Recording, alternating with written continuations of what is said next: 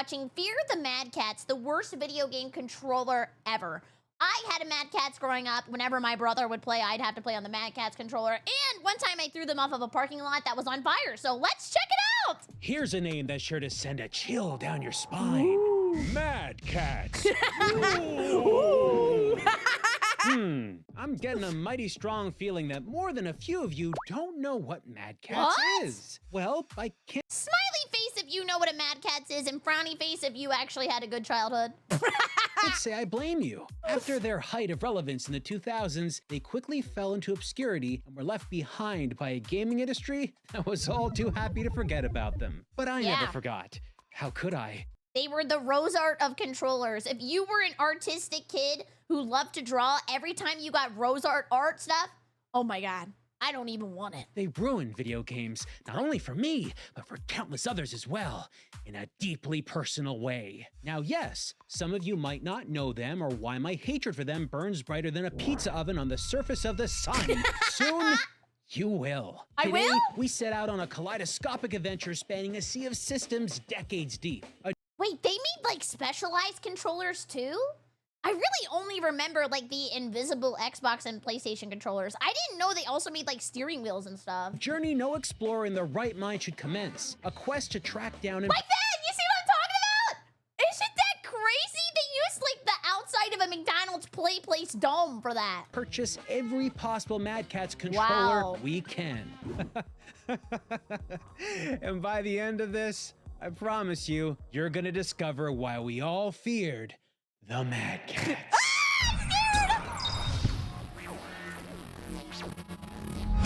Mad Catz was a third-party video game peripheral company that supplied gamers in the 90s and 2000s with controllers, and also with peripherals.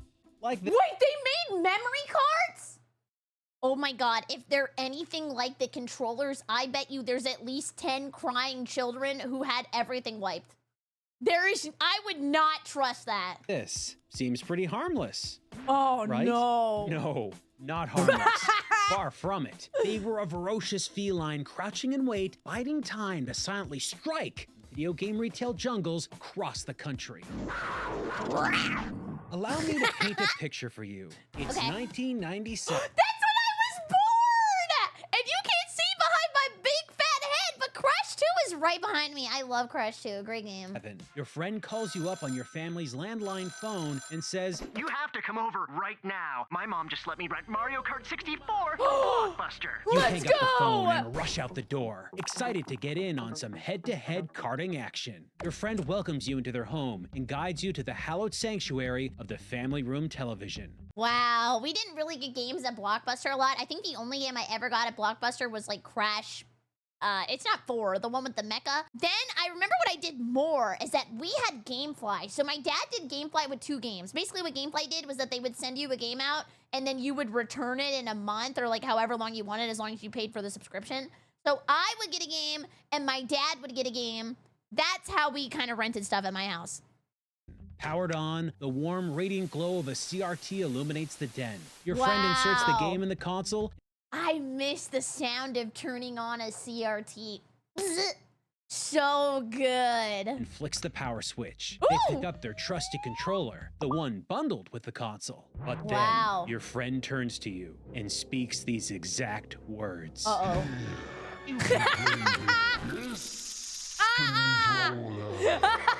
You get into the game, but something is amiss. Attempting as best you can to provide some challenge to your companion, but it's futile. They kick your butt from block fort to skyscraper. They claim victory. Again and again. Any game, any genre, any stage, it didn't matter. So you bad. were powerless. You soon realize it wasn't you who was failing. Culp. Guys, it wasn't me, I swear. It was that cursed controller they saddled you with. It was staring at you up from your trembling hands. That logo, the Mad Catz slash of doom. Oh, did you think that was fiction? That kid visiting their friend? That was me. I didn't have a Nintendo 64 as a child. This low-rate controller handoff was a recurring reality I had to endure, and it always seemed to be Mad Catz. Always. Personally, I didn't have experience with the brand before these haunting gaming sessions, but let me tell ya, I sure as heck learned to hate them mighty quick. This was common. That's whenever the host should trade controllers every game or like every round. That is A+ hosting, honestly. All over. Not just for me. First players never had problems playing. They used a controller ordained by Nintendo as the righteous choice. True. Second players across the world, though, got sat with revolting contraptions. Gamepads that taught us to despise this scarlet scratch. Well, I'm the oldest, so obviously I don't have to care. Other than when I was playing with my brother. But he really wasn't there that much. Okay, this is turning into a trauma dump. You'll understand. Don't worry about it. Some of you watching may think I'm being a tad overdramatic. And to you, I say, I don't think I'm being dramatic enough. No. How can I convey just how hateful it was to use these specific gaming products? I figure the only way is to show firsthand how inferior Mad Catz quality was. Dude, they expect you to lube up the card? Why is it taking forever to get in? Controller after controller. And that's the journey I'm taking you on today. You will see for yourselves how Mad Catz got their tainted reputation. And I will hopefully hold on to my mental faculties as I play more Mad Catz controllers in a row than probably anyone else on the whole planet. They have a lot. Can't believe we bought Mad Catz controllers. I seriously can't. As I prepare myself to run this gauntlet, let's talk a little bit more about third-party controllers. Okay. Mad Catz weren't the only company on the block hawking off-brand gaming gear. Oh, the dance pads. I remember those because I used to do Dark Souls runs where I would play on the dance pad. And I have bought a lot of off-brand DDR pads. Some of them are horrible. They don't even track right. But they were the name that every kid knew. Mad Catz was everywhere. And folks, I mean everywhere. I've had friends tell me you could find their stuff in grocery stores. You could! Grocery stores, CVS! people, likely next to the kitty litter. Yeah, just throw it in there and shit anyways. Mad Catz had infested the gaming market. Retailers sold their products and people willingly scooped them up. But why? Why the heck were people buying Mad Catz? Well, Because the economy. We couldn't afford the real ones. My parents didn't even know the difference of the cheap controller and the expensive controller. The economy even took our damn video games.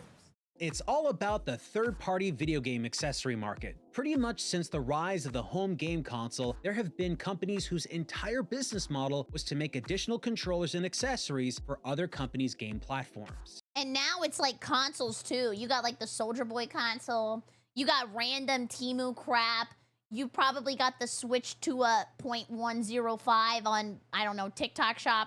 There's so much crap. Like this, the QuickShot Chimera 2, a controller that featured thumbsticks for the NES, an input method totally different from what came bundled with the console. And it works. The joystick offered the player more precision than a standard NES D-pad. Or how about the Hori Mini Pad for the Nintendo 64? A personal favorite of mine. Wait, doesn't Hori also make the fighting game controllers?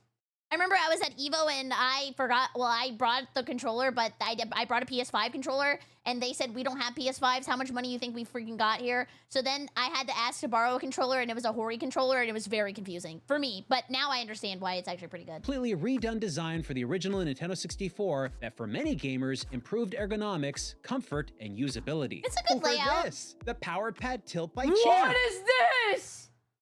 I'm pulling knobs and levers like I'm flying a plane? A player could activate button presses with motion. Sure, it tries to replace simple D-pad inputs with tilt. Doesn't work kind of like very gyro? well, but it's definitely different.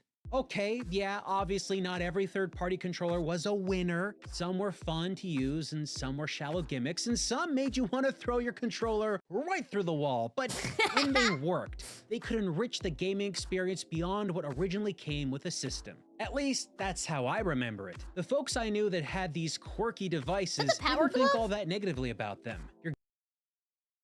Wait, I thought people hated the Power Glove. I might be wrong, though. I mean, he's the expert. I'm just the girl. Gameplay prowess might vary using them, but hey, they were trying something different.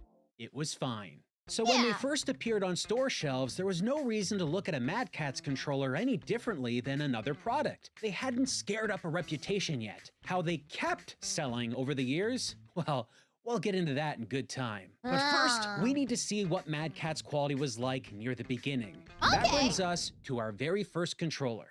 Many believe Mad Catz first pounced onto the scene during the Nintendo 64, PlayStation, and Saturn era. Yes! But that's wrong, because they had unleashed products for the SNES and Genesis, like this right here. I never bought these. I just remember the PlayStation controllers, and I remember the Xbox controllers because it was kind of cool to see their guts.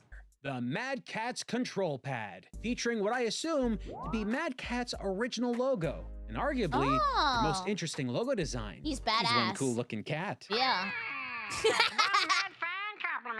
At first glance, it looks like nothing special, just a knockoff Genesis gamepad. I expected this to play pretty terribly if it worked at all. But here's the kicker, folks.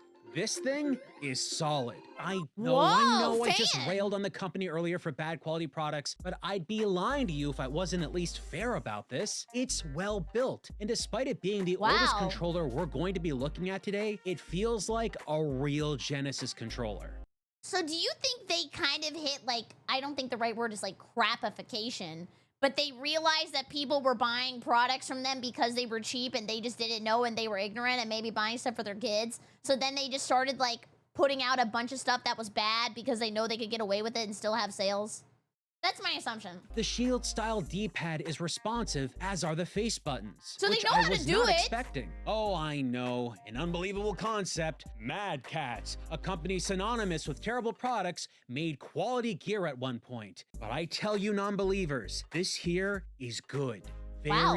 Very good. It's also not just a typical Genesis controller. Like many of the third-party controller makers at the time, they tried to set themselves apart from first-party hardware. And to do that, they made use of the ultimate ability 90s gamers craved. Turbo features. Oh, okay. I've never really used turbo before, but is turbo just where it pushes the button a lot of times? It's basically kind of like cheating if you're playing with your friends. These switches at the top, flip them, and bam, rapid fire mode. Yeah. And that's not all they can do. Set the switch higher to auto, and the controller can make constant button inputs without you touching anything at all. Okay, yeah. If I was grinding and I was being lazy, that would probably be pretty good, though, because sometimes your thumb starts to hurt. Is this just like a gamer problem? Cruise control for your inputs on the Genesis. What is this? The future? Whoa. If that wasn't enough, they also included slow motion mode. What? Yeah, you heard me right. It's simulated by auto rapid firing the start button. You can see it in action here with Sonic the Hedgehog 3's intro.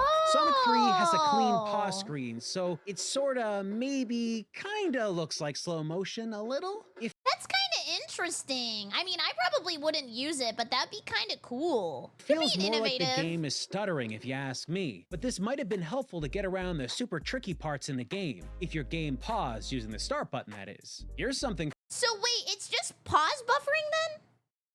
So wait, these controllers would be sick for speedruns. You basically have pause buffering and turbo mode. Fun. In Sonic 3, if you crouch while turning on the auto rapid fire switch,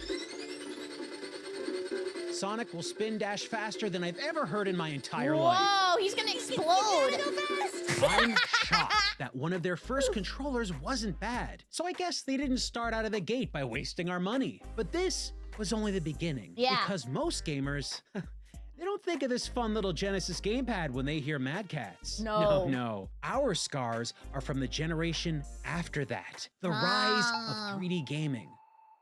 The market shifted at this time in a very specific way, which gave Mad Catz the foothold they needed to prey on unsuspecting gamers everywhere. Yeah! Yes, SNES and NES originally came ready for multiplayer action. It wasn't impossible to find two controllers bundled with a console when you bought it. The following console generation, though, stopped that. An industry-wide trend spread. The Nintendo 64, the Sony PlayStation, and the Sega Saturn. If you wanted any of these super advanced consoles, you were getting one gamepad at launch. Yeah. One.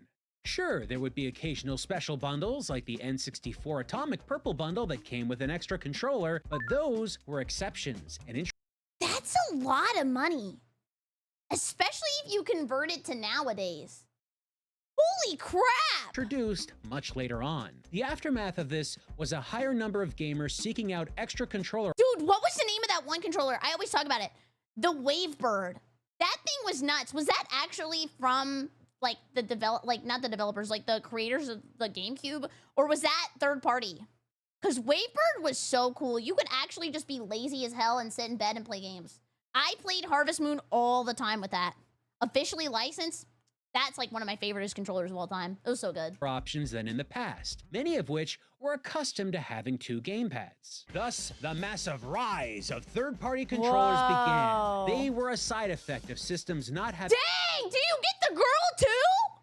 Holy crap! Gaming is awesome! having multiple bundled controllers for players. You can blame the first party for this one, folks. They caused this unfortunate chain reaction. Wow.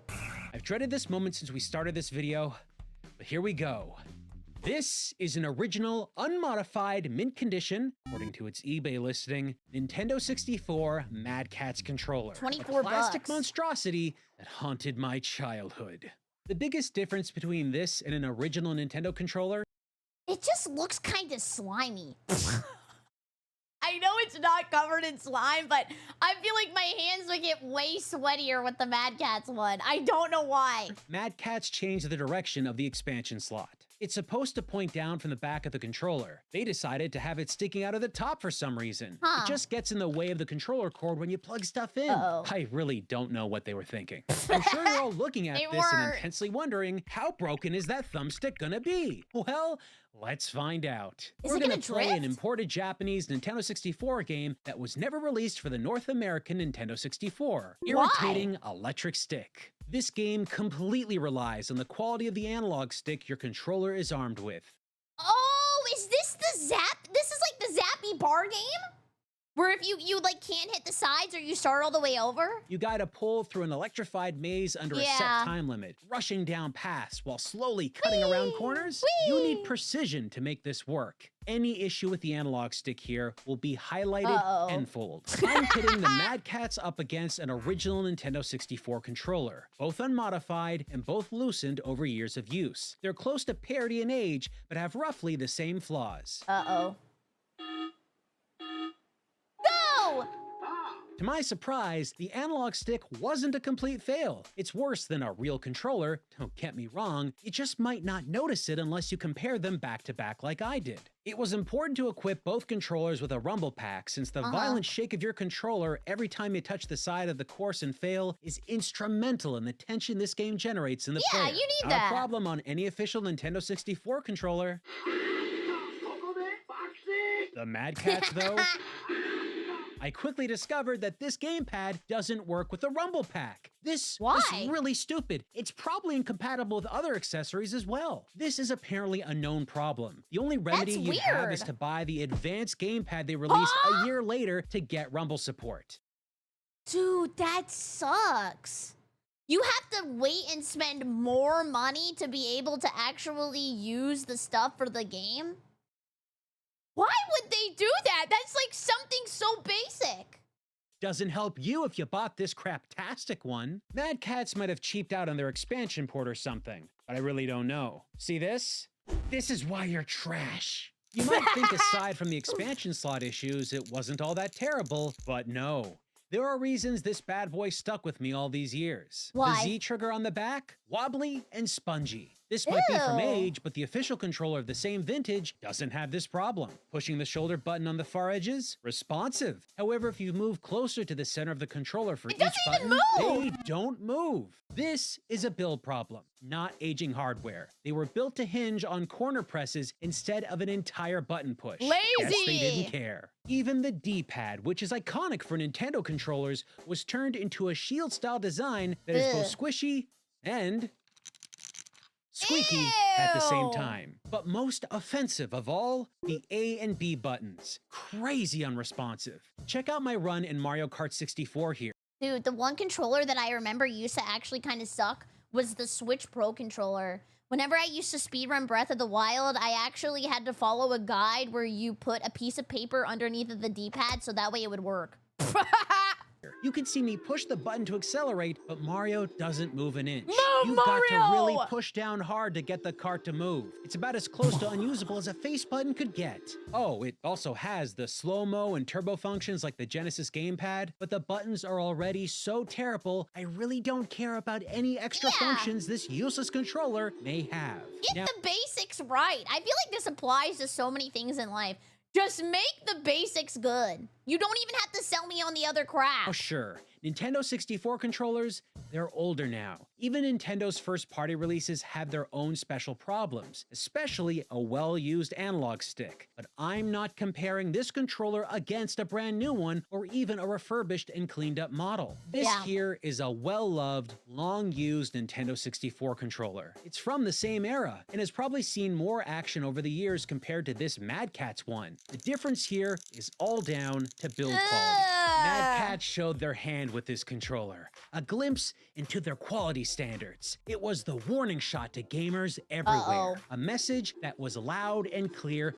And why didn't my mom learn? No Mad Catz in the house! To anyone who dared play their devices, Mad Catz makes mad trash. Just imagine when this thing was new. You brought it home and it got busted after a few plays, if it even worked to begin with. Then, after the Rumble Pack comes out, you discover it doesn't work with it. You couldn't bring it back to the store for a refund. They had your money, and you had a useless controller. Sounds like a scam, doesn't it? Yes? That's not a scam. Now you get to buy another Mad Catz controller. That's No! 2 controllers for the price of 2. The company wasn't just making their own cheaper variations of stock console controllers. They were also making specialty gear for simulation racer fans. That's crazy because those can get so expensive. Do you think they were charging a lot of money for this? Because technically they could still make it cheaper than like the quality product, but it's still gonna be a lot because they can charge more for it. This is a Mad Catz steering wheel for the Nintendo 64. It's got an analog wheel, built-in rumble, and a set of analog pedals for acceleration and brake. I saw this advertised in gaming magazines back in the day. It featured 2 guys stealing a steering wheel straight from a race car during an active competition. The message here? They were dirty thieves! Or probably they were making quality steering wheels that were at least as good as the real thing. Yeah, well, past experiences make me believe that this will be very unlikely, but I don't believe. let's give this thing a whirl anyway.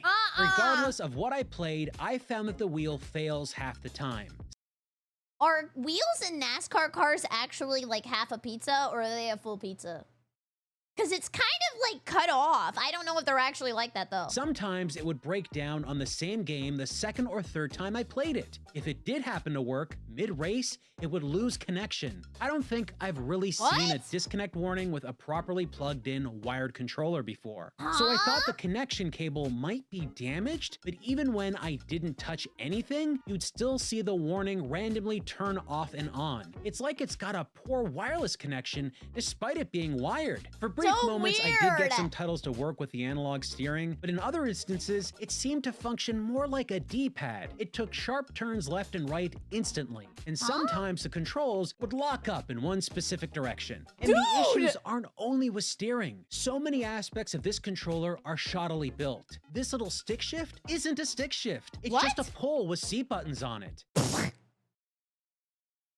they got me playing Bop It at the steering wheel? This is endangering everybody on the road. The stick itself is very wobbly. Age, bad build, your guess is as good as mine. The controller plug doesn't sit flush against the port on the console like other controllers. That's like the basics! You can't even plug it in right! It's also insanely hard to properly insert. It seems to get jammed once you plug it up, making it so hard to pull out that I'm afraid I might damage my... Me when I'm in 2B. I just gonna pull it out. How you getting it? Nintendo 64. This is an original build quality issue. These ports didn't get bigger or smaller with age. The buttons are squishy and the D-pad pops right in all at once without... I hate the shield D-pad. It is so gross because you don't even know if you're in the right direction. I don't know how to explain it. It just doesn't feel good. ...a central pivot point, which is always a sign of a lack of care. This is totally not the quality that magazine ad was bragging about. No. The only thing these 2 thieves were stealing was my money. Yeah, they probably paid more for the ad. Combine this thing. Folks, I gave this sad Wheel of Doom way too many chances, and Aw. it failed on all fronts. I believe the moment him. I gave up and threw in the towel was when the built-in vibration motor seemed to malfunction and get stuck on earthquake mode. Oh, wait, that could be a plus. I'm just kidding. You can use it for something else. That is so Just loud. sat there, vibrating without end. This is Wow. an incredibly unreliable product. It doesn't even move. Well, so far, Mad Catz Nintendo 64 devices have lived up to their legacy. Poor quality designs with components that do not hold up over time.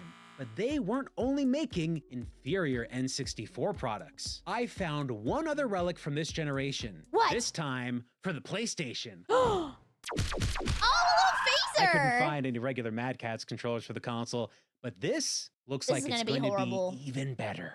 This here is the Mad Catz Phaser arcade-style light gun. That's the official name. Phaser. You know, like from Star Trek.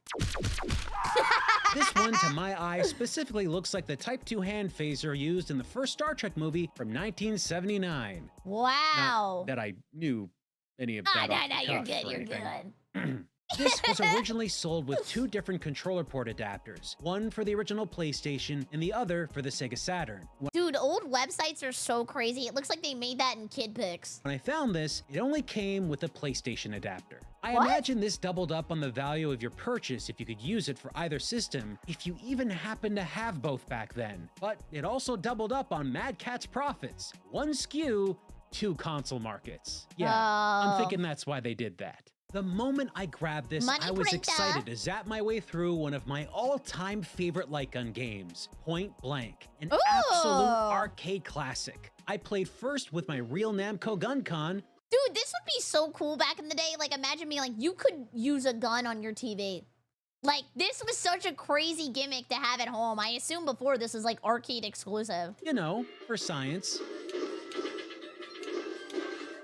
That looks Plays fun. like a dream. Then I switched over to the Mad Catz Phaser. It didn't work. This is when I learned something They gave that gun a vasectomy! really fun about the Mad Catz Phaser. It's a standard light gun controller compared to Namco's synchronized light gun controller. Oh. Each game has to be specifically programmed to work with each style of light gun. Some titles support both, some do not. Most important to me was the fact that my favorite light gun games, like all the ones that were made by Namco, do not work with the Mad Catz Phaser at all. What? But lucky for me, I have a copy of Die Hard Trilogy 2 Viva Las Whoa, Vegas, which happens cool. to support both controllers. So Okay, this is gonna sound like a chicken question, but it's not. What came first, the game or the movie? And does this involve Christmas? The movie. Okay.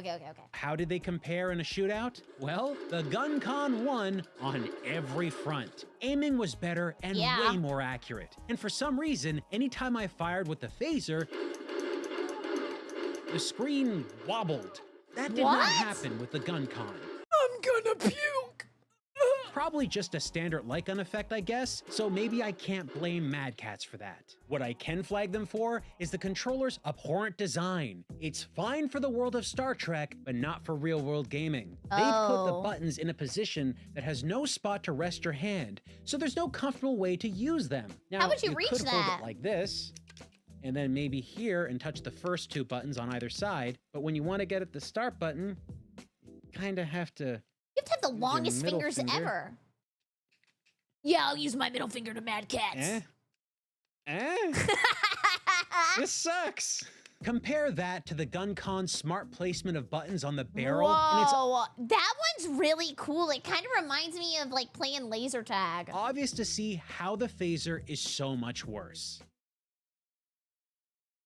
Need a Who standard knows how light he gun? did that? Look for a different model, something that looks less like Captain Kirk has it strapped to his pants.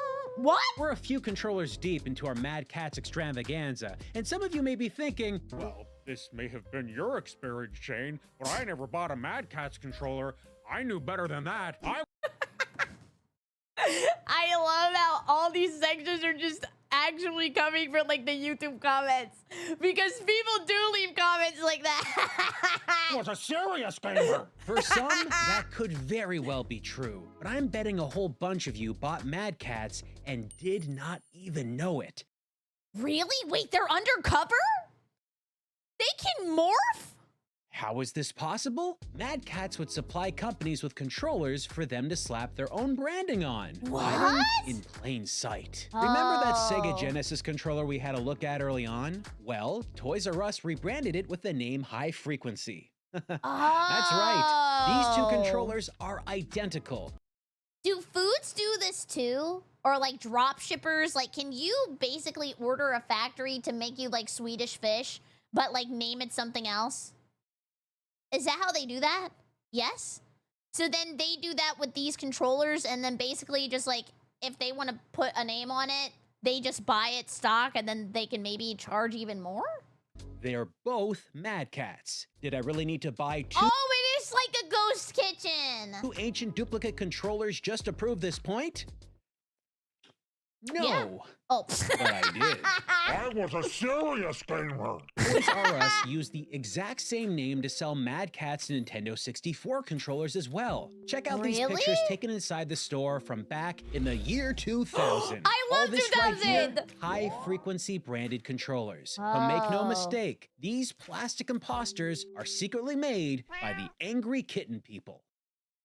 It wasn't made by Santa?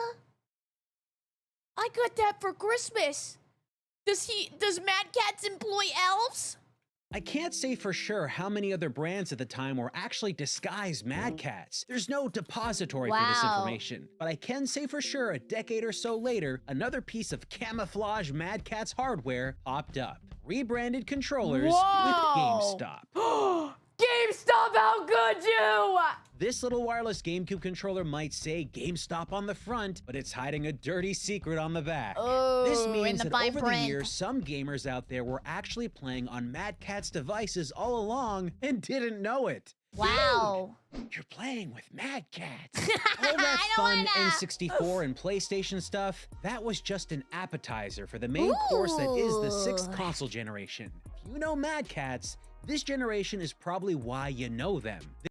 Dude, I hope they didn't make like Wii controllers. They were already so bad. I can't imagine what a Mad Catz Wii controller would be like. Their rise as a controller maker of infamy was during this time. And why? Because of the PlayStation 2. Yeah. By that gen, Mad Catz refined their strategy. Sell lower quality products for less than the competitors, Yeah. targeting the larger population of money-conscious consumers out there. Whether you were a kid trying to stretch your allowance as far as you could, or a Yep. parent who just didn't know the extra $10 Yep. made a difference, there was always someone willing to buy the cheaper off-brand thing.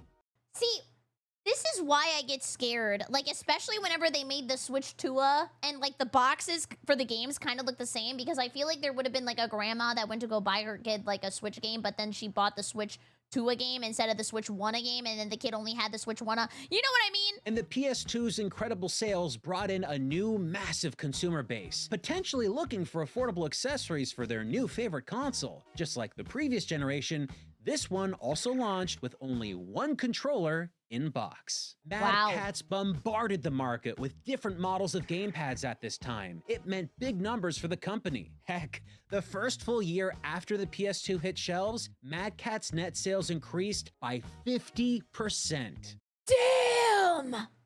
I guess it's because like everybody had a PS2 and they wanted to be able to play with somebody because unlike me, people have friends. So then they would just buy a second controller because most of the time they're playing by themselves. So then they're like, oh, well, if I have friends over, if I have a sibling, I'll just get the cheaper one because I'm not going to be using it. So yeah, people were buying them. Wow. And now, I'm going to look at a few of their PS2 offerings to see if things could have gotten any worse. It's probably gonna get worse. Yeah. Fun fact, during my Mad Catz Safari hunting controllers down, PlayStation 2 gamepads were the most common Mad Catz controller I came across. I found 4. Makes sense, Wow. right? Like we said, it was the dominant platform of its time. Yeah. More people were likely to buy one of these knockoffs on that platform. To test all of these out, I decided to play Metal Gear Solid 2 Sons of Liberty. This was one of the first games I played on the PlayStation 2 that made full use of all the advanced pressure-sensitive buttons. The directional pad, the face buttons, and the triggers are all pressure-sensitive, meaning that they can register lighter inputs as well as hard inputs, and the game behaves accordingly. What is that called? Because I know it's also on the new controllers. Is it not haptic? Is it haptic feedback? It's like it'll get like restrictive sometimes too. No, it's not called fingering. I'm trying to remember, because some of them are like kind of hard to push in. Hollow effect? I don't know. I don't know what it's called. You can see it here with the official PlayStation 2 controller. You can run or walk with the directional pad alone depending on how hard you push down. Looking around in first person is adjusted by pushing the L2 and R2 buttons. Press a little, move a little, and the face buttons are much of the same. But of course, the analog thumbsticks are near essential when playing a game like MGS2, since you can sneak around by softly tilting the stick in full 360-degree freedom, something the D-pad alone cannot do. So clearly, this is a good game to test out these four controllers. Has everything. Let's start off with the Mad Catz official Gamepad 200. Look at the sticks. They look like somebody pushed in your eyeballs. What is that? Series. A fully black design with rigid plastic ribs on the side to create the illusion of functional grip. Yeah, it's not ribbed for my pleasure with this one. Mad Catz really seem to think people drop their controllers a lot. They added ribbed grips to practically everything. I didn't have to test this controller very long as I noticed pretty much right away that it— Dude! I have a complaint that I just remembered and it just came back to me! This light is so ass. I remember I put a piece of tape on it because it would blind me. It has a broken start button.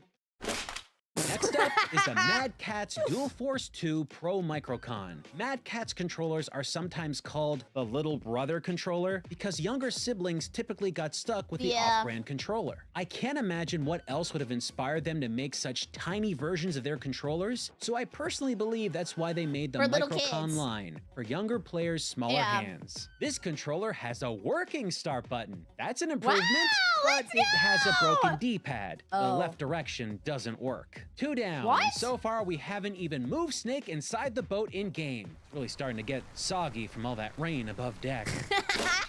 Number 3 is the— I think he's gonna need a bigger trash can. He's gonna need a dumpster. Mad Catz Retrocon. It clearly was designed to look more like an original Nintendo Entertainment System controller. Why? I don't know. This design isn't all that comfortable, especially the shoulder buttons at the top. They're super squished together, and instead of them being one on top of the other, they're side by side. Now they're less intuitive to switch between and way less comfortable to use. Despite its smaller look, it has all the functions of a real PS2 controller, pressure sensitivity and rumble included, but the left thumbstick is busted. It's so small. I feel like my hands would hurt if I was holding something so small for so long because you have to have like delicate movements. This is unplayable. It wildly jumps around when you move it in any direction. And if I mean, it's bigger than average. I'm sorry. I did not mean to hurt anybody's feelings. That is way bigger than average. Leave it alone, it automatically moves down. I think you know where this is going. This here is the full-size Dual Force 2 Pro, the larger model of the blue Microcom with the busted D-pad. And guess what? Every single button seems to work on here. Woo, let's go! Nope. Oh, I'm sorry. Thumbsticks are garbage. They're way too sensitive. Gingerly nudging the sticks just a little bit instantly sends exaggeratingly heavy movement input, meaning the whole analog feature of these analog thumbsticks gone, making any game that requires precision input, like say aiming a weapon or sneaking around, something Metal Gear Solid is all about, well, it's insanely difficult to complete now, if not impossible. Even if I looked past the busted controls and broken inputs, the pressure-sensitive features of every single one of these controllers— I have a question. Like, why did they not get in trouble for this? Like, they're just allowed to, like, make crap all day? kind of felt stiffer and harder to use than my official PlayStation 2 controller. They're basically the same age, and my PS2 controllers have seen a lot of use. I also Dude, that's just crazy because you could just scam everyone who isn't in the know.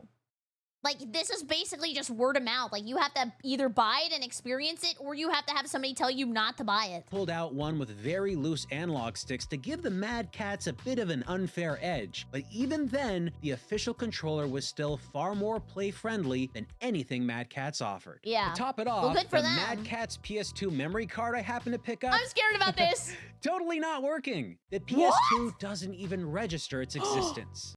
Holy crap, so you plug it in, it says, what? It spits it out at you. Holy crap, I'd be so mad you can't even play the game then. Just as a point of order, don't ever buy third-party memory cards for systems made during this era, folks. The risk to your game saves isn't worth it. Yeah. Anything that says Mad Catz on it, avoid. Which I think is becoming the lesson of this video. Yeah, it's not a memory card, it's a forgetting card. You played that game? I don't remember that. So that was it. Every single PlayStation 2 controller and accessory was in a broken state. Oh, that reminds me. That's where you belong. Yay! In the trash. A pile of controllers, and none of them are playable. But all of my original PlayStation 2 hardware, still working great. Yeah, that's the good. difference? Those third-party gamepads were made cheaper and with nowhere near the same build quality. However, I did get a 4-port multi-tap Damn, that thing is full! Look at that, he can't take any more. adapter for the PlayStation 2 from Mad Catz that was totally functional. The 4 controllers I got to play on it. Wait! I just remembered that! Here's my PlayStation. And then I remember it would be like attached and then it would make like a bunch of extra ports. But it was like on the side like this. And then you could like, I think you could plug in extra controllers. I think I remember that from when I was a kid. I might be wrong though. Yeah. It was like a super dock. Weren't. Fate. Cruel fate. The PlayStation 2 ended up becoming one of the most successful consoles ever. And when they had the attention of the most gamers out there, this is what they were serving them. They thought they were making a lot of sales, but what they were actually doing was making a lot of enemies. Watch this. Boom, I wrote the script. was creating a ton of enemies Yes! who would never Yes! Cinematic writing! Hire me! forget. And it wasn't just gamepads they pumped out for the PS2. When the dancing rhythm game craze hit North America, you better believe they were all over that market as well, with dance pads like this. Oh my god. I always wanted a real dance pad though. Like one of the cool ones that you plug into the machine and then you can mod the machine and you can play like Evangelion songs and stuff. But they're so expensive, not for the reason you think. It's like the shipping is really, really high because they're super heavy. This one smells bad. Probably just Now, like I've cat played feet. Konami's Dance Dance Revolution series in arcades. Oh, get it! And when they transitioned this stuff home, Konami made their own line of official dance pads. Yeah. You've got pressure-sensitive regions that represent button inputs, combined with a long cord to play further from your console. I think I Rubberized had one of underside to those. prevent it slipping around on the floor it's laying on, That never works. I had to start using Velcro. and a moisture-repellent plastic top that can be easily wiped for cleanliness. Oh, I remember because I used to just pee. I don't know why it's coming to pee. I'm sorry. We're done talking about this. I'm sorry. This came out in the early 2000s. Despite done, this we're piece of done. hardware being decades old now, this dance pad is immaculate. Absolutely perfect. This helped the pretty home okay. release of the DDR series become a hit. So, of course, Mad Catz tried to breakdance their way in. They undercut Konami's $49.99 dance pad with their own beat pad for the PlayStation 2 at $19.99. That should have been your first warning. That's a savings of $30. Yeah. So what does that get you? A far worse dance pad. Comparing these side by side, all the imperfections come slipping out. It's just better to spend the extra money and actually get to enjoy your time instead of fighting with it for literally 40 minutes in a row. It's missing that rubberized underside like the first part of the device, Oh, so it meaning it can slides? slide under you when using it. I remember that noise. It sounds like a sleeping bag. The cord to connect to your console, way shorter. The top What? You would have to stand so close to the TV. You might kick it. side isn't made of a moisture-resistant plastic. In fact, What? it seems to absorb moisture. What if you sweat? Just straight up globs of sweat all over that thing. Which is freaking disgusting. When I attempted Ew. to clean it, it soaked up liquids like a sponge. This thing probably retained the foot sweat of all those who danced before me. Ew, you need like a pad for your bed. After your dance pads doubles as a pee mat for your That's what I said! See, look, I'm normal. Everybody was thinking about pissing on that thing. awesome. Our Dance Dance Revolution dance pads doubles as a pee mat for all you awesome Mad Catz out there. Yay! I touched it. And in true Mad Catz fashion, it isn't as responsive to your dance steps. Glaringly terrible in comparison to the official dance pad. Dude, and it is aggravating because nobody believes you. Like, you literally will just keep missing combos, and then you're like, it's the dance pad! Yeah, sure. Sure, you just suck at the game. Maybe all that gunked up foot sweat damaged the components inside. Ew! I actually paid more for the Mad Catz pad than I did for the very good condition Konami pad. The only thing that sucks about the Konami pad, I don't know if he's gonna mention it, but after a while, you have to just, like, actually start stomping on that thing because it doesn't register it anymore, so it's, like, really aggressive. I feel like I got ripped off. It hurts. No, I don't feel like it. I know I got ripped off. I got ripped off buying dance pads. I don't even play DDR that well. Yet I have two of these things.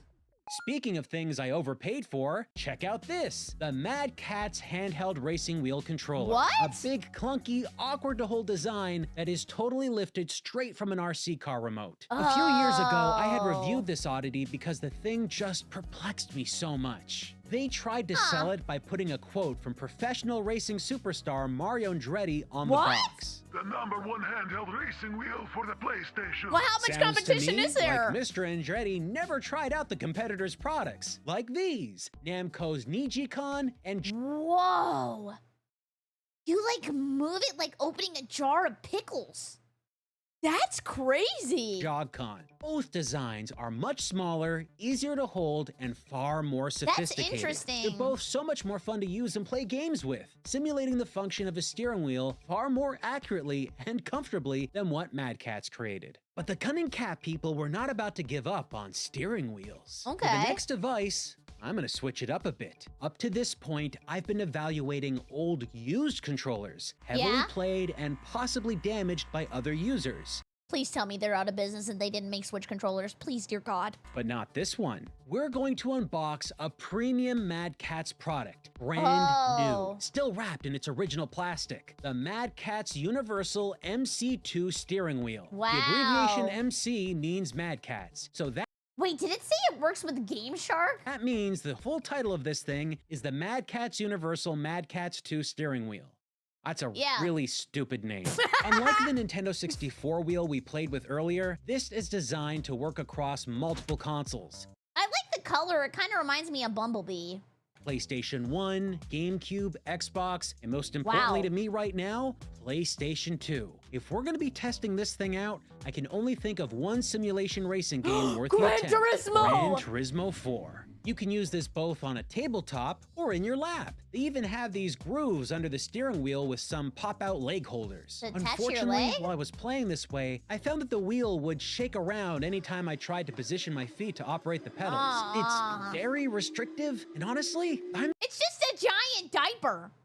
Is this what it's like to be in a mech? not a fan. Tabletop mode it is. Well, looky here. It's got a working gauge displaying how much pressure you're pushing on the pedals, which is a nice touch, I guess. But I really don't know how that would be useful for any game you'd play. I'd be looking for my vehicle speed, which isn't there. I Yeah, know how that's much better. pressure I'm applying. I'm the one applying it. Yeah. Besides, I really wouldn't be looking down at that while I'm busy focusing on steering my car properly. Speaking of steering, where the heck is it? It doesn't I can work? barely manage to keep any vehicle on the road. Driving in a straight line? Give him a Florida license. He's ready. Next to impossible. Tight turns, wide turns, it doesn't matter. Everything felt so incredibly unresponsive. I checked the manual to see what was up, and it stated that there was some calibration feature that needed to be set. Funny, the Nintendo 64 wheel didn't need this. Yeah? It just worked when I plugged it in. It just works. I mean, you know, when the console registered the wheel as connected. Anyway, I fiddled around with the settings, adjusted them every possible way I could. No There's nothing you can do. Nothing I did made this thing work properly. To verify it was the wheel and not the game, or perhaps my own terrible skills, I drove a race with an official PlayStation 2 controller, and it worked fine. Oh, I thought he was gonna be like, I brought an official NASCAR racer, and I gave him the controller. Made turns and everything. So here we are, a brand new in-box Mad Catz controller, untouched by human hands, swaddled in an unbroken seal, and it Garbage. doesn't work properly. Now maybe this controller has degraded in all this time not being used. Yeah. Components failed, or maybe there was some kind of manufacturing problem, or heck, this could have been damaged over the years from someone rightfully playing kickball with the box. What I'm gonna say is, they're just shit. Sometimes companies are just ass. You have to accept it, especially after they take your money one time, then you just never go back. So I checked in with reviews written 2 decades ago, back when this hunk of crap was first released. Guess what? Both a reviewer at CNET and another at GameSpot both addressed the same concerns I did, as if we were kindred spirits, separated through time, bound together by a stunningly awful steering wheel at different points in history. And I think it's worth restating that this wheel wasn't only for PlayStation. This one product also has connectors for GameCube and Xbox. Wow. They not only cut costs on build quality, but cut out focusing on making their device work well with one specific console at a time. In their brazen attempt to be the master of all, they became the master of none. I don't even think they wanted to be the master of all. They wanted to be masterclass thieves. In box, out of box, back on release day, or now, this has always been a terrible product. Yep. How is this company this freaking awful at making video game hardware? How? Failure after failure thrown on the pile. You think this dissuades me? That I won't go on? You're wrong. Me every time I buy a new Pokemon game. They can't keep being shit! This is the one! It's fuel for the fire. We're gonna keep tracking down this wild feline in all its forms, on all its platforms. As part of the Great Hunt, Ooh, we eBay. ordered a bunch of Mad Catz controllers off eBay. Everything arrived in pretty perfect condition, or at least the condition they were in when the seller last had them, besides one controller. A Mad Catz translucent blue original Xbox gamepad. Unfortunately, I couldn't test this one since it arrived damaged from the shipping process. It can't even survive being shipped? It's split in half! Oh my god! The left thumbstick split in 2. This was packaged pretty safely, so I was a little confused about how this actually happened. Maybe like the UPS people put it in an hydraulic press. Upon closer inspection, I noticed that the thumbsticks were cheap 100% hard plastic all the way through, unlike real Xbox controllers. Oh my god! Guys, I forgot how sexy that thing was. Holy crap. Do you know what I remember with this? I remember playing games at my dad's house on this thing. And it's fat. It's thick. Like, I would never use this nowadays, but for some reason, that just, like, activated something in my brain. Like, especially the middle. That feature a sort of soft rubber-like texture on the thumbsticks for better grip. For my money, I think that stuff might make it less brittle and harder to split. Would the controller have survived shipping if it had higher quality thumbsticks? Who knows? All I can say is that I won't be attempting to buy another one of these controllers again. So, we move on to the Dreamcast. This is the Mad Catz Dreampad. That is a big hole. You might notice that it has 6 face buttons to the right, 2 more than what you'd find on a typical Dreamcast controller. These buttons can be programmed in I never had a Dreamcast. multiple ways, but the most useful in my opinion, replicating the left and right triggers as face buttons. Great for games like Street Fighter 3 Second Impact. The placement of the triggers on a regular Dreamcast controller plus their analog nature makes executing the perfect combo in many fighting games tedious, if not near impossible. Did this console have a lot of fighting games? Was that kind of like its selling point? I'm trying to learn.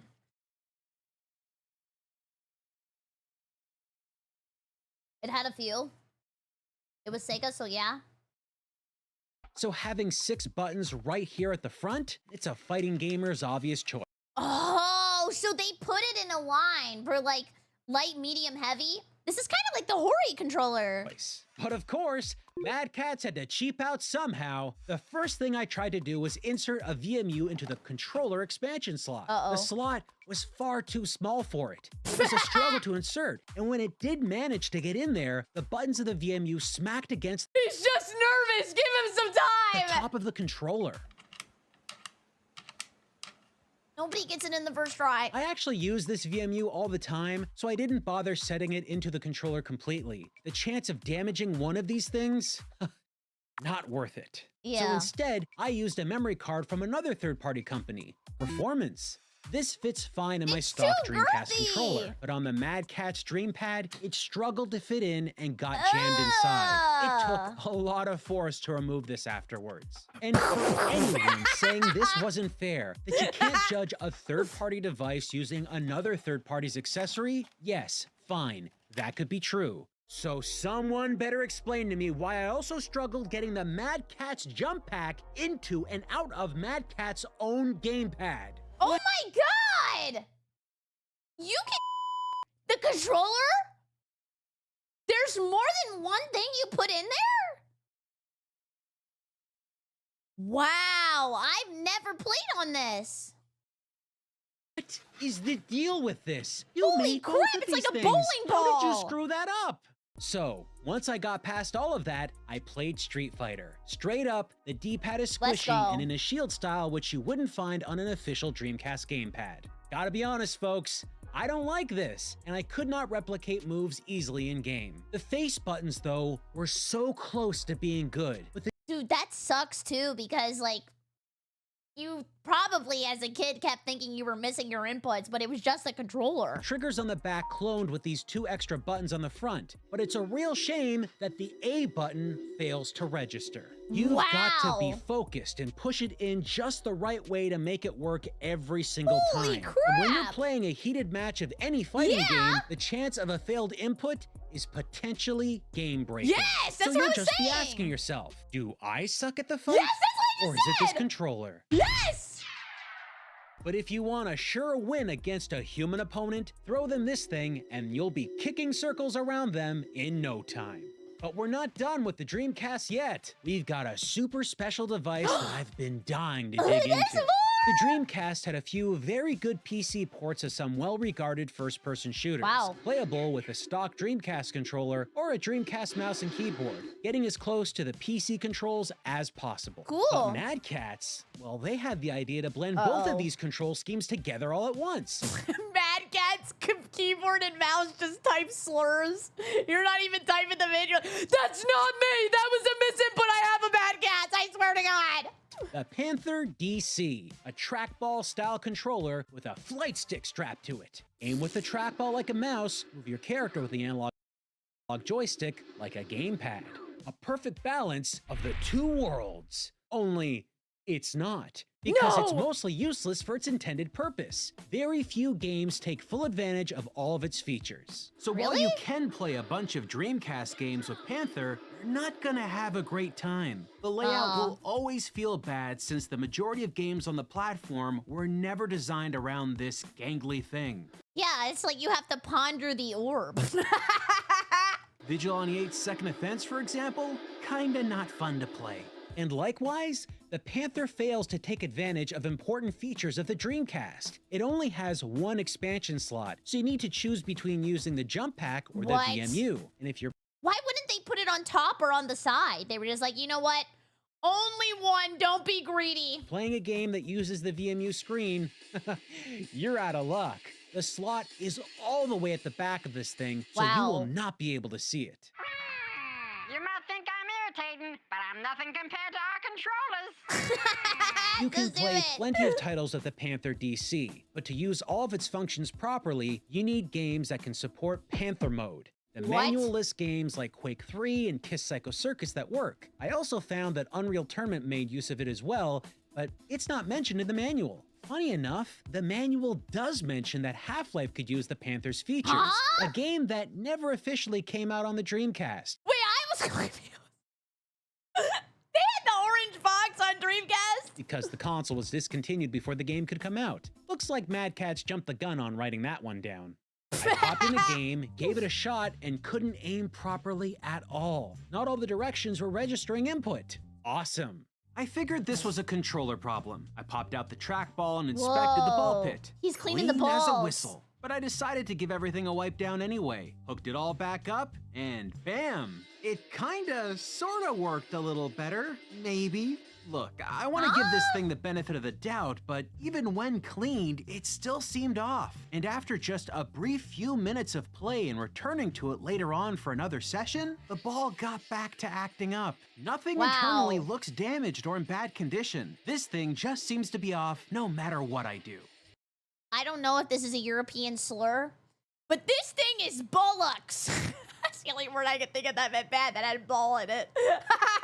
It's a controller you need to constantly maintain and clean, just like an old-style ball mouse. Something I'd Oh. assume console gamers of the time were probably not expecting. With a cleaned and ready-to-go ball, I expected to have a far better time. But that didn't happen. Quake 3 needed the controls to be tweaked in the Whoa, options what a menu. wedgie! Stock layout when you boot up the game is impossible to use. Nothing makes sense. There seemed to be one option, controller setting number 4, that kind of worked the best, but it isn't listed as a Panther option, despite the Panther manual suggesting it would be. This was a nightmare. Just freaking awful. Aiming with the ball was so imprecise that I could barely land any hits. It I aim like that anyway in most games. I don't even think this would be a problem for me. almost felt broken. Just look at this. How am I supposed to take out anyone with aiming this borked? Anytime I Oh my god, he said borked!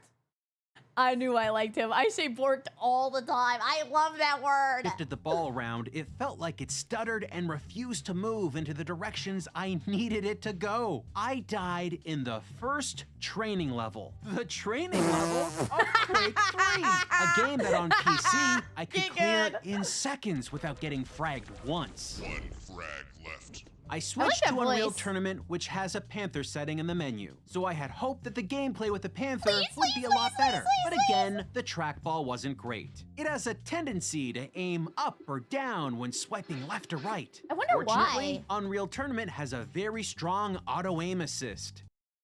Does anybody test these at all?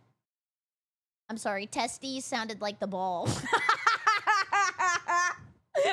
They just put the ball and they didn't test it. Making it a far more playable experience. It was easily better than Quake 3, but not by much. Across every game, aiming just never felt good, like it was always moving slightly in a direction you didn't want to. And folks, I've played plenty of trackball games, so no, it's not me. The button layout is criminal. There are 3 Yeah. buttons at the top of the trackball, but you'll be too busy How would swiping you the hit trackball those? around to hit them. And like if you try to hit the buttons, you would have to like curve and actually use like a Panther grip because you don't want to move the ball. It's also got a dual trigger system you operate with one thumb with What? that same hand. Even if you keep your hand still, which you will not, you can only ever use one trigger at a time. That's Horrible. a step down I'm from triggered. every major controller with shoulder buttons since the Super Nintendo. You The messed that Panther up. is worse than a keyboard and mouse and worse than a Dreamcast controller. Don't believe me? Well, Just I replayed watch. these exact same games on the same stages with a stock controller. I didn't die once in either game Damn, and gamer. had a way easier time actually aiming and moving around. Sega made the Dreamcast gamepad without 2 analog sticks. A bad move, some might say. But the game devs made use of what was there in a way that still felt decent to use. Yeah. Aiming and movement on every game worked better than the Panther. If you happen to play against anyone who had an original Dreamcast controller, You maybe lose. a Dreamcast mouse or keyboard, well, they will always knock you out if you're running with the Panther. There is no real advantage. I know how to explain this in a way that makes sense to people who were chronically online. Or maybe they were losers like me. Dude, I used to play League of Legends every day at home. 200 ping. When I moved out and went to college, I had like 25 to maybe 40. And I played so much better because I trained on the worst ping of all time that I could actually predict people's movements before they did them because I had to do that when I was playing on 200 ping. So I can only imagine what it's like to play on one of these crappy controllers and then eventually buy one that actually works, and then you're actually good at the game. You play with one of these things, it's the easiest way to lose. It's like the Rock Lee training. All of these products, these terrible, You could say they dropped the ball on that one. terrible controllers got into the hands of hundreds of thousands of gamers, and they caught on fast that this mark was not to be trusted. Now, you might think, why didn't Nintendo, Sony, or Sega step Yes! in? Don't they need a license to make these things? I guess they You don't. know, pay these companies for the Yeah. right to sell gear to their consumers? I mean, I guess they're like a little bit different, so it's not like parody, but it's not the same product, so they're not like technically stealing. Well, no. If they reverse engineered the first party controller design and didn't use any of the company's logos on the package, they could completely bypass any licensing shenanigans. For What? the most part, that's precisely what Mad Catz did. Wow. Not only were they making cheap controllers, they were produced in a way that didn't replicate the first party designs that were typically made to Yeah. last a long time. Guys, we're not copying your design. Ours is shit. I want to make it clear though, Mad Catz wasn't alone in the hate for third-party controllers. There was also Interact and Hip Gear, Dream Gear, Nyko, and so very many others that I can't even begin to name them all. But Mad Catz was top dog. Everyone they were just everywhere. thought Mad Catz was the brand. Yeah. They became the Kleenex or Q-tip of I love seeing old forum posts, man. They remind me of a better time. controllers, the brand name that became a catch-all for the whole concept. If gamers were sour on third party, Mad Catz was the one giving that off flavor. And you know what a kind of funny side effect of this was? You know What? what people don't hold on to and preserve for 20 plus years? Garbage Mad Catz controllers. And guess what I needed to track down to make this video? Oh.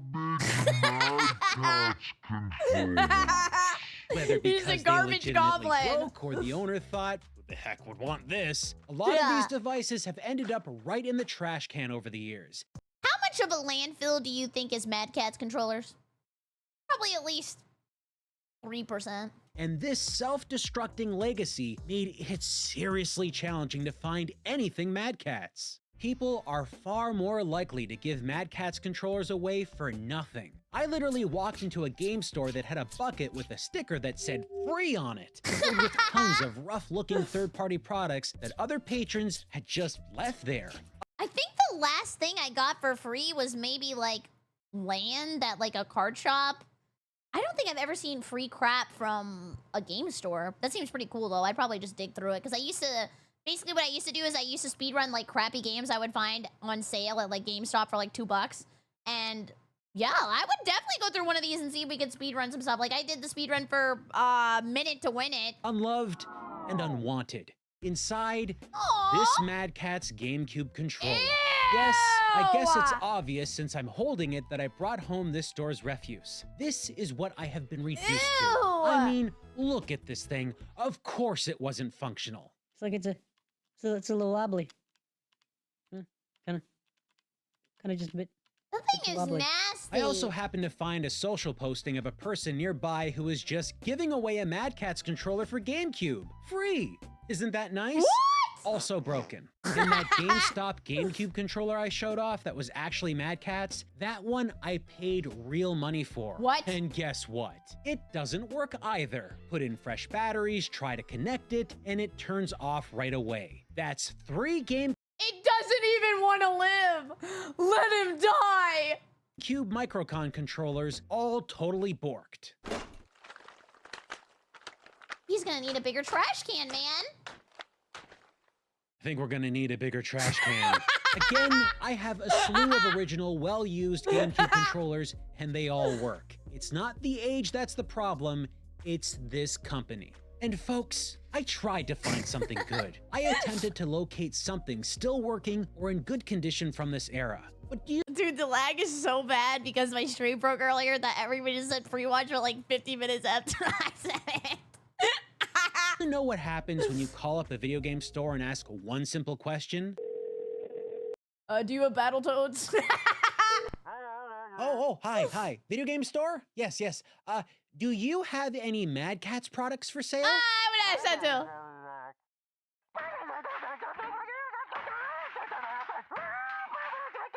That's a lot of swearing. They refused to admit that they had any Mad Catz products, insulted that I'd even ask. Many informed me with great gusto that they denied their products whenever someone came in to sell old Wow, gear. they don't even One of want the 'em. store owners literally told me since they first opened the store, nobody had ever asked them point blank for Mad Catz anything. I was the first. It's like calling up a restaurant. Hey, you got some like scraps? Just like straight up like chicken bones? I'm kind of hungry. So why do all these stores hate Mad Catz products? Because they well, to suck put it simply, in returns. if they sold it, they just have to refund the customer the Yeah. next day. It's a waste of time and money. So they just avoid them altogether. Plus, me calling around for Mad Catz products, that's a once-in-a-lifetime thing. Nobody else is going out of their way to find this stuff. I think maybe the only place you could ethically source these is like a yard sale. Maybe you could go to a bunch of yard sales, go to like Goodwill. I don't know where else you could, eBay, flea markets. Dude, I used to get so many ROM hacks from flea markets. Nintendo! I was a child! They're gonna take me to child jail. Seen how prevalent Mad Catz was, and you've seen how notorious their products were. But some of you may be wondering, how did Mad Catz keep getting away with selling shoddy controllers? How do they keep And I'm getting gonna away tell you. with it? Basically, they didn't keep getting away with it. Part of what made their business model work during the PS2's generation was the relative Ignorance. simplicity of the controllers they were copying. But once the free-for-all that was the PS2 generation wound down, the party stopped for Mad Catz. Oh, well, to be fair, this is what I asked earlier. How are they going to make a Wii remote? I don't know. The 7th generation introduced far more complicated controllers than the Yeah. previous gen. The Wii remote alone, a wonder of innovation from the folks at Nintendo. It was so cool. I remember back in the day when I was talking about this with my dad, it was like, you are the controller. And that was the same way when it was like the Kinect. But I don't even remember what we used the Kinect for. Yeah, I don't think we really played that much. Filled with so many features and abilities. PlayStation 3's controller included motion controls, and the Xbox 360 utilized a wireless protocol that wasn't open source or standard across other devices. What did this Whoa. mean for Mad Catz? A whopping 3 years after the release of the Wii, they launched their first set of Wii controllers. No shot! And compatible with Wii Motion Plus? Dude, this thing's gonna be so garbage! And in an age dominated by the wireless controller, all of Mad Catz Xbox 360 gamepads were wired. Even if they pulled an engineering marvel and got all their products out day one with the Yeah. consoles complete with all the features, I don't think they'd have found much success. People No. kind of remembered their buffoonery from the years before and didn't really want to deal with any of their trash. It's like hard to win back consumers, like, not love, but like goodwill, right? Like, once you spit on them, a lot of people are just gonna move on and not give you a second chance. This time around, they were left with very little choice but to start a campaign to pivot their image. and 2008 kinda kicked off this new effort. Alex Veary, who was the global PR and communications manager for Mad Catz, wrote an open letter to Mike Fahey of Kotaku, stating, We're not naive to what many gamers seem to think of Mad Drama! Catz products. A lot has changed in recent years. No PR bull, no more talk, just play and see for yourself. No. All I ask is that you give us a chance to prove how much we've grown as a company. They're yapping like they got Google Doc-ed. it means the company knew for a fact that they were making terrible products. And Yeah. now they're saying, they aren't doing that anymore. They admitted to the crime.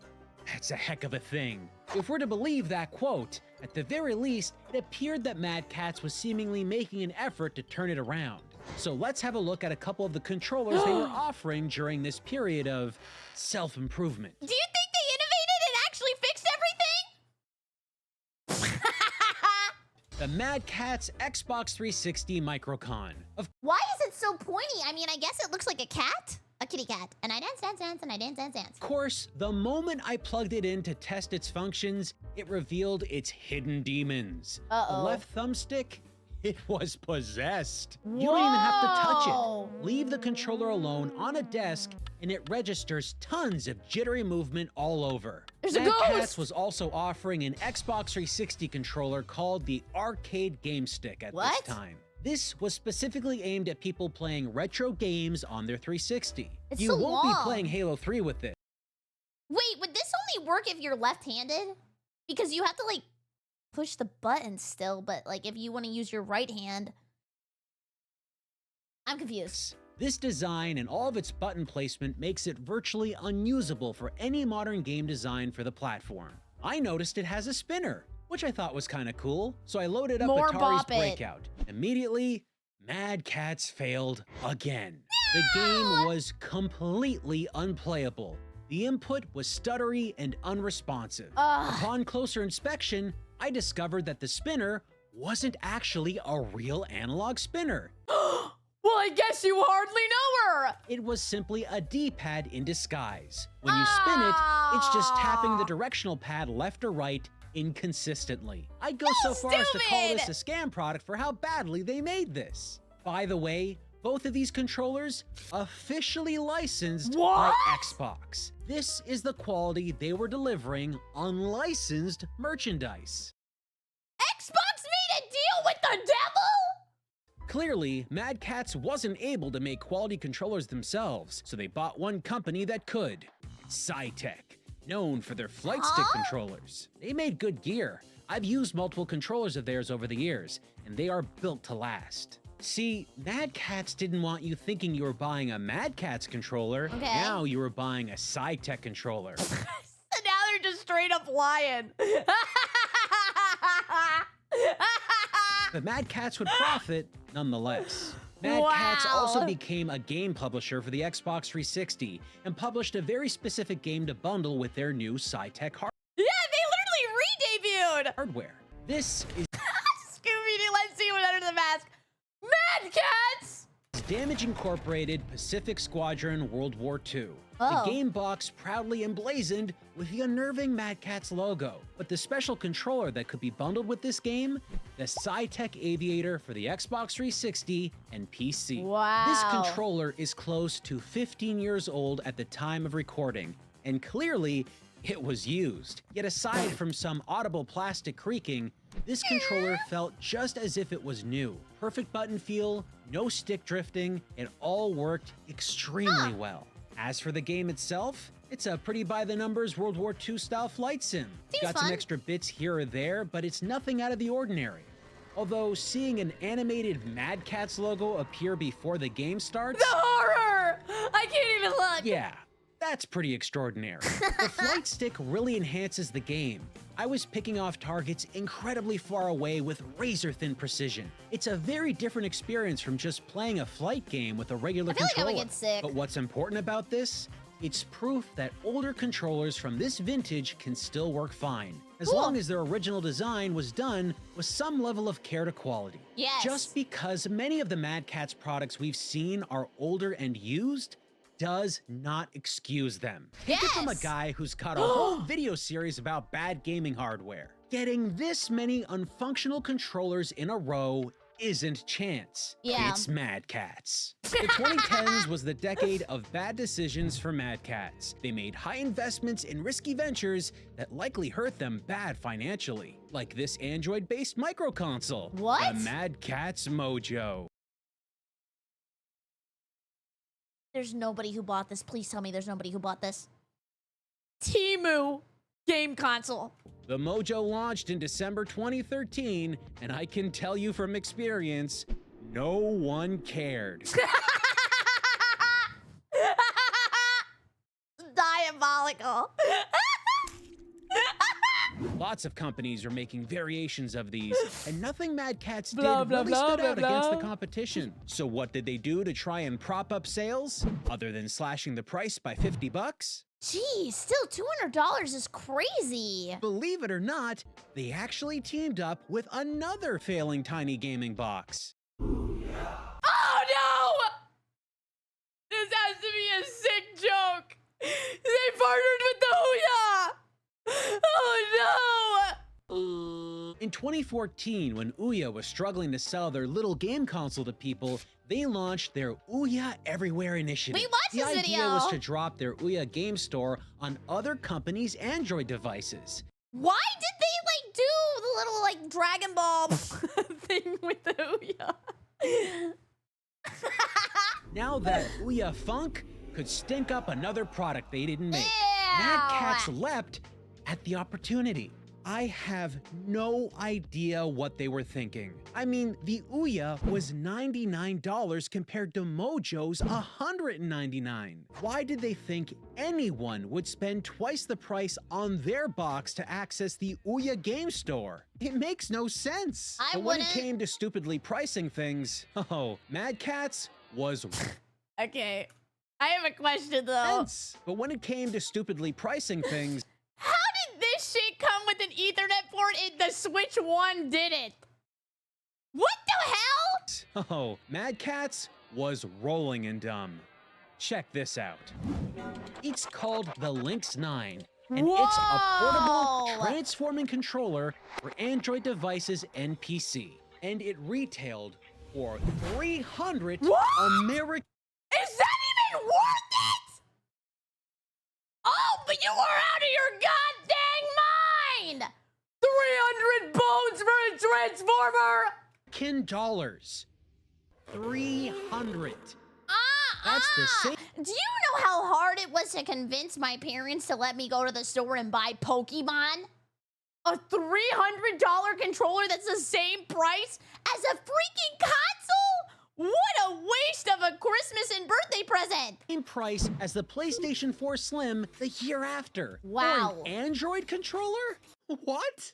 The website boasted that you no longer need a gaming console to get an authentic gaming experience. Well, I hope so. Yeah. Because you could no longer afford one after buying this thing.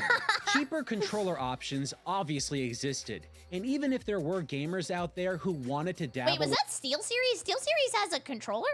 I like their other products. with mobile gaming and were interested in the Lynx 9, were they $300 interested? No. No. I think not. As ill-conceived as these products were, they were not the worst move Mad Catz made in the 2010s. That honor belongs to two words, Rock Band. Oh, The Rock rhythm guitar Band! game craze was started in 2005 by Guitar Hero. Dude, guys, I am such a cheater with Guitar Hero. I'm gonna be honest with you. I would play on the actual Xbox controller because I felt like it was easier because my fingers could never reach the orange. I hated playing on the damn guitar! It was profitable for many, but one company missed the boat on sharing its success from the very start. According to what Mad Catz president and CEO Darren Richardson told Kotaku's Brian Crescenti in 2010, Mad Catz was supposed to be involved with the original Guitar Hero in What? 2005. Guitar Hero was a game that we were actually involved with early on and pulled out because of a lawsuit with Konami. We were doing the Xbox SKU, and that's why there was only a PlayStation 2 launch. Wow. This also implies that the original Guitar Hero was supposed to be on Xbox, either instead of or as well as PS2, which Yeah, Konami just like saved the day, right? Holy crap! is further validated with this quote from Xbox's Phil Spencer. In 2015 on IGN, Spencer revealed that Xbox had been offered either Guitar Hero or at least the game that became Guitar Hero. I've told the story a few times about passing on the original Guitar Hero. They're great. So obviously that's a decision I regret, given what that turned into. But that Mad Catz CEO quote, where he says they backed out of Guitar Hero because of a lawsuit with Konami? In July 2005, Mad Catz was sued by them for their publishing of a dance rhythm game called MC Groove's Dance Craze for GameCube. Konami, being the Dance Dance Revolution company, they felt MC Grooves was infringing on their held patents. This is probably the lawsuit he's talking about. A lawsuit, by the way, in which Red Octane, publisher of Guitar Hero, was also a defendant. Small world, huh? Wow. There is a very real chance that Mad Catz was worried that they'd have another lawsuit on their hands if they made these guitar controllers. Because Konami already had a game called Guitar Freaks that looked almost identical in concept. But for whatever their reason, Mad Catz paid the tidy sum of $300,000 to back out of their Guitar Hero deal. You heard me. Mad Catz not only walked away from a deal that would have made them tons of sales, but they also paid hundreds of thousands of dollars for the privilege. Wow. That's freaking crazy. It might well be one of the biggest misses of all time in the video game industry. That is nuts. It's literally like dodging money. So when Rock Band comes around, they jumped in immediately. Didn't Rock Band also have like the other controllers though? So like their gimmick was that you could sing or like play the drums or the bass, I think. Not gonna be left behind a second time. No siree. They got in. This was like a huge era of like random rhythm games because I think there was also one called DJ Hero. You could play that. Am I missing any? There was like a singing game. Yeah, Beatles Rock Band. This was like a whole era. When it was hot, and Mad Catz sales went through the roof selling plastic musical instruments. Yeah. Not as much as they could have made at the start, but hey, anything was better than nothing. Yeah. Hey kid, you want a plastic guitar controller? Unfortunately, 2 years in, no one was buying those expensive games and guitar bundles anymore. Well, they got really expensive. I think they ended up being like $500. So in 2010, Harmonix publisher MTV Games officially dropped plastic peripheral support for the series. Who did they get to replace them? Mad Catz. They were probably so stoked. I guarantee they thought now that they were the top rock band kitten, the money was just gonna come pouring in. Controllers for everybody. This was a pretty big mistake. Yeah. Had they been paying attention, they'd have known existing players already had controllers and not enough new players were buying into the hardware. Yeah. In October 2010, we got the brand new Rock Band 3.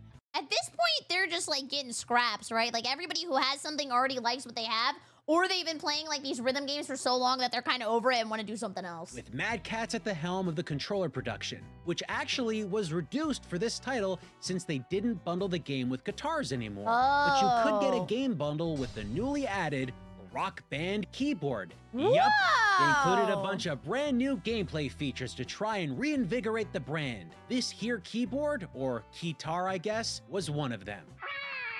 Hey kid, you want a plastic keyboard you hold like a guitar?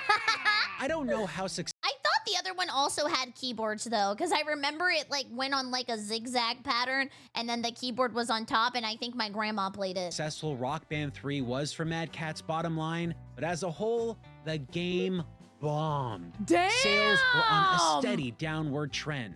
The general gaming public was feeling burnt out with the whole rhythm genre. Too much. After re-releasing the game a year later with new guitar bundles, which sold worse than the first release, Yeah. Harmonix put Rock Band to bed. Dang, can we do the same to Black Ops?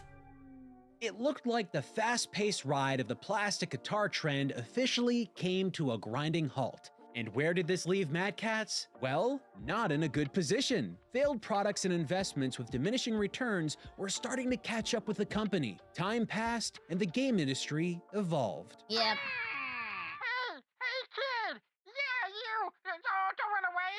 Buy my plastic guitar controller! It's like a drug deal! I'm scared.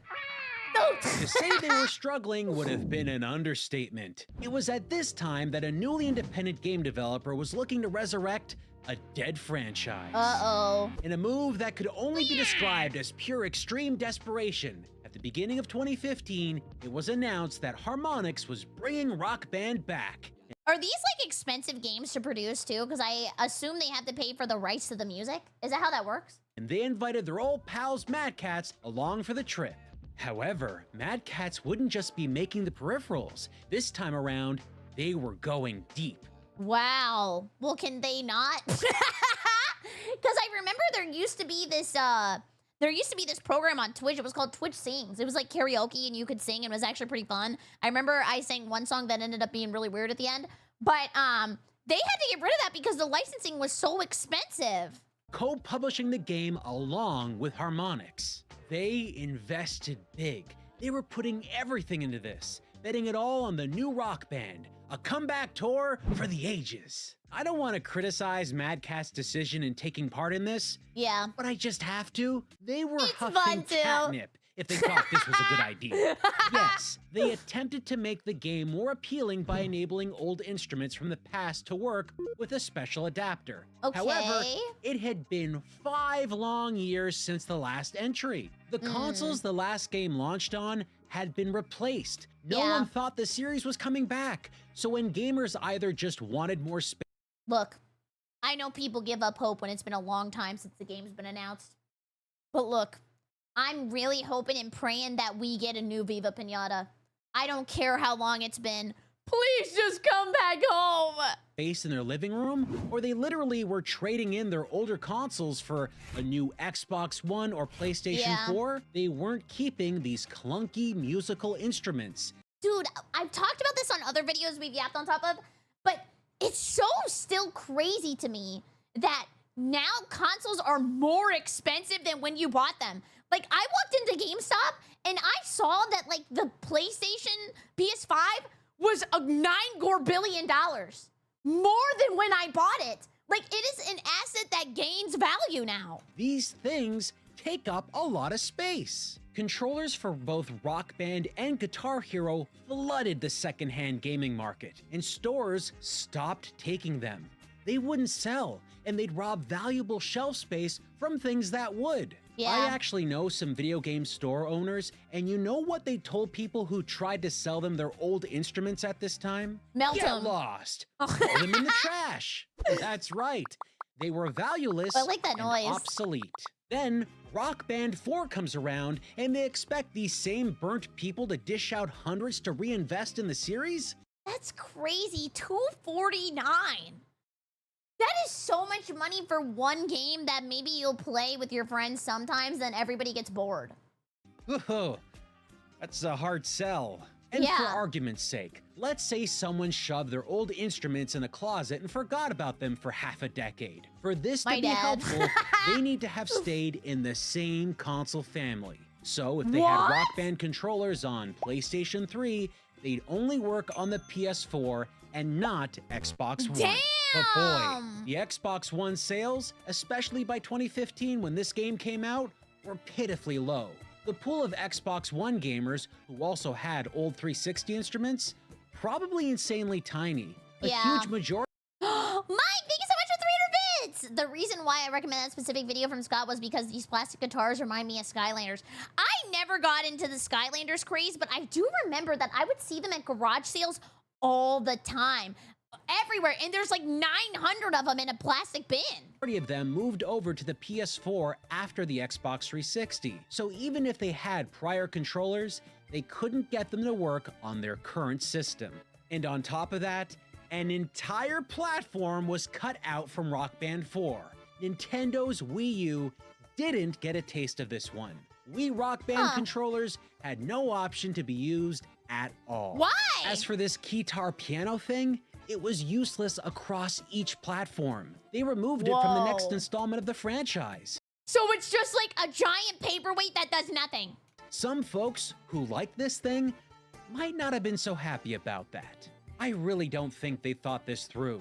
The player base was gone. The Yeah. novelty wore off.